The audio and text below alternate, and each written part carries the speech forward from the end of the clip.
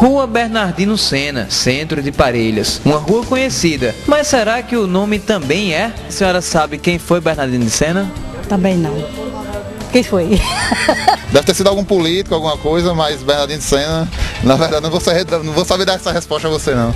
Muita gente pode nem saber, mas Bernardino de Sena foi uma pessoa muito importante para a história de Parelhas, principalmente para a emancipação política do município. Para nos contar essa história, vamos convidar Tertuliano e fazer um passeio pelo município para entender melhor essa história. Tertuliano, quem foi Bernardino de Sena? Pois é, Bernardino de Sena, na prática, foi o único representante da Vila de Parelhas na Câmara Municipal de Jardim do Seridó na época, que era conhecido como Conselho de Intendência. Então ele representou por 9 anos, os últimos 9 anos da Vila de Parelhas. Para entender melhor essa história, vamos voltar ao ano de 1926. Naquela época, Parelhas era apenas uma vila pertencente a Jardim do Seridó. E nesta história de emancipação, o povoado Juazeiro teve uma importância significativa. Foi aqui onde viveu Bernardino de Sena e Silva, um filho de paraibanos que contribuiu para a ocupação do povoado. Aqui no Juazeiro, Bernardino de Sena foi o continuador da ocupação de Virgínio Vai de Carvalho, que era o pai dele. Todos esses eram paraibanos que vinham ocupando os sertões do Rio Grande do Norte. Ele, na verdade, era um grande empreendedor. Ele tinha aqui, na época da emancipação política de Parelhas, por exemplo, no final dos anos 20, ele tinha uma beneficiadora de arroz e uma moenda de cana para a produção de rapadura, além da produção de azeite de carrapato, azeite de mamona para iluminação. Bernardino Sena se tornou um representante do povo do Juazeiro, ajudava a mudar a realidade do local e criou uma escola na comunidade, onde dava aulas gratuitamente. O primeiro professor dessa comunidade, uma escola que se situava na comunidade Boa Vista. Bernardino foi eleito interventor da Vila de Parelhas, no município de Jardim do Seridó, onde acabou lutando pela emancipação do território parelhense. Para manter a representação política da Vila de Parelhas na Câmara de Jardim do Seridó, era preciso que houvesse pelo menos 50 eleitores da Vila de Parelhas para votar lá nas eleições. E Bernardino fazia isso por conta própria. Na época das eleições, ele juntava uma tropa de cavalos, juntava pessoas, patrocinava os lanches, para que os eleitores fossem a Jardim do Seridó votar para manter a representação da Vila de Parelhas lá na intendência. Certo? Então, essa foi durante 9 anos essa luta de Bernardino frente à intendência de Jardim do Seridó. Ele é tido como até tendo sido o primeiro prefeito de Parelhas. Não quando Parelhas tornou cidade, mas por quê? Porque, como todos sabem, Parelhas pertencia a Jardim do Seridó.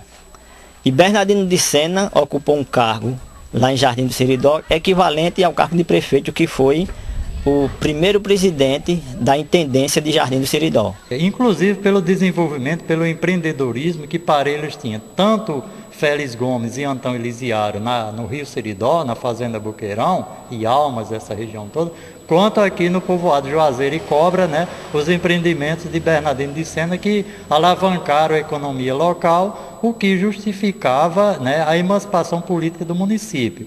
E ele, como um representante do município na intendência de Jardim do Seridó, era o encarregado de defender essas ideias e defendeu até o fim, inclusive sendo prejudicado em suas atividades profissionais, porque naturalmente o município de Jardim do Seridó não queria perder essa fatia da economia que era a Vila de Parelhas. Ele, junto com outros líderes como Arnaldo Bezerra, como Valentim Nóbrega, Antão Elisiário, Manuel Vigílio, José Arnaldo e tantos outros que se articularam e conseguiram fazer com que a Câmara de Jardim do Seridó aprovasse a emancipação política de Parelhas, naturalmente com o aval do governo do Estado, que foi quem assinou o decreto 630, de 8 de novembro de 1926, decretando Parelhas como município. O ato de independência política de Parelhas aconteceu no prédio onde hoje é a prefeitura. Naquela época, funcionava no prédio a Escola Barão do Rio Branco. Foi uma solenidade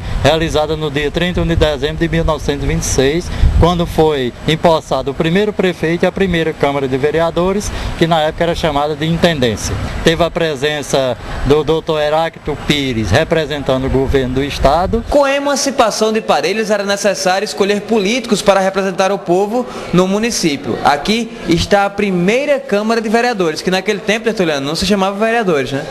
É verdade, Vanderlei. Na época era chamada Intendência, né?